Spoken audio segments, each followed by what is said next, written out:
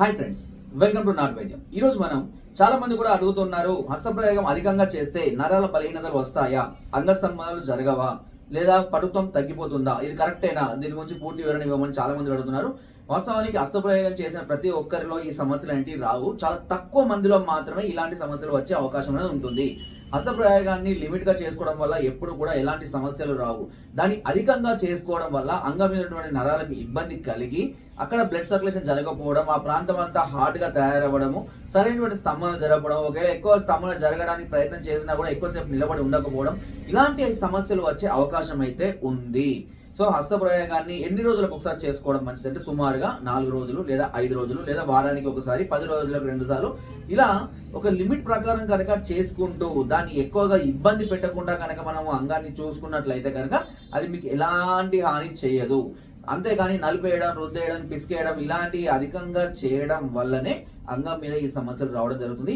ఒకసారి సమస్య మీకు వచ్చిందని స్టార్ట్ కాగానే దానివల్ల మీరు చాలా డిప్రెషన్లోకి వెళ్ళిపోతారు. ఈ డిప్రెషన్ వల్లనే చాలా మందికి అనేక రకమైన సమస్యలు మొదలవుతూ ఉంటాయి. కాబట్టి ఇదంతా ఒకదానితో ఒకటి ఇలా లింక్ లాగా ఒక సమస్యతోటి 10 సమస్యలు తయారవుతూ ఉంటాయి. కాబట్టి ఈ సమస్యలు రాకుండా మనం ముందు జాగ్రత్తలు తీసుకోవాలి. ఒకవేళ ఆల్రెడీ సమస్యలతో బాధపడుతున్న వాళ్ళు, ఎవరికి చెప్పుకోవాలో తెలియక ఎక్కడికి వెళ్ళాలిగా ఇబ్బంది పడే వాళ్ళకు చక్కని ట్రీట్మెంట్ కూడా మేము అందిస్తున్నాము. దీనికి ఇప్పటి వరకు కొన్ని వందల మందికి దీని గురించి తెలియజేసి చక్కని ట్రీట్మెంట్ ఇచ్చి ఇప్పుడు వాళ్ళకి ఒక మంచి హ్యాపీ లైఫ్ని ఇచ్చిన చెప్పుకోవడానికి చాలా హ్యాపీగా ఫీల్ అవుతున్నాను నేను. సో మీరు ఇలాంటి సమస్యలతోటే కనుక బాధపడుతున్నట్లయితే వెంటనే సంప్రదించాలి. ఇలాంటి విషయాలు ఎప్పుడు నెగ్లెక్ట్ చేయవద్దు. నెగ్లెక్ట్ చేసే సమస్య చిలికి గాలివాన అయినట్టుగా మళ్ళీ పెద్దగా అవుతుంది. దాన్ని సమస్యను క్యూర్ చేయడానికి కూడా అధిక సమయం అనేది పడుతుంది. సో సమస్యను గుర్తించినట్లయితే ఫస్ట్ ఇంట్లోనే మనం క్యూర్ చేసుకోవచ్చు. ఒకవేళ సమస్య అధికంగా ఉన్నట్లయితే తప్పకుండా ట్రీట్మెంట్ అనేది తీసుకోవడం వల్లనే ఈ సమస్య నుంచి మనం త్వరగా బయటపడగలుగుతాము. ఇంతకుముందు నేను ఎన్నో రకాల అద్భుతమైన చిట్కాల కూడా వీటి గురించి చెప్పడం జరిగింది. బట్ కొంతమంది చిట్కాల వల్ల కూడా ప్రయోజనం లేదు అంటే సమస్య క్రిటికల్ గా మారింది అని అర్థం.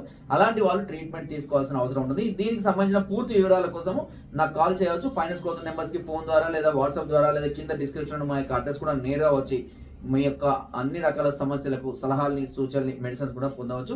ఒకవేళ మీరు రాలేని పరిస్థితుల్లో ఉంటే మీ సమస్యను తెలియజేసి కొరియర్ ద్వారా కూడా మెడిసిన్ తెప్పించుకునే అవకాశం నాట్ వైద్యం ఛానల్ మీకు అందిస్తుంది. సో కింద డిస్క్రిప్షన్ లో వాట్సాప్ గ్రూప్ లింక్ ఉంటుంది. లింక్ ద్వారా మీరు జాయిన్ అవ్వండి. మరెన్నో అద్భుతమైన చిట్కాలు కూడా అందులో ఎప్పటికప్పుడు అప్డేట్ చేస్తూ ఉంటాను. సో ఫ్రెండ్స్, నా వీడియో కనుక మీకు నచ్చినట్లయితే ఒక లైక్ చేయండి, షేర్ చేయండి. మరెన్నో ఇలాంటి అద్భుతమైన వీడియోస్ కోసం నా ఛానల్ని సబ్స్క్రైబ్ చేయడం మాత్రం మర్చిపోకండి. Thank you.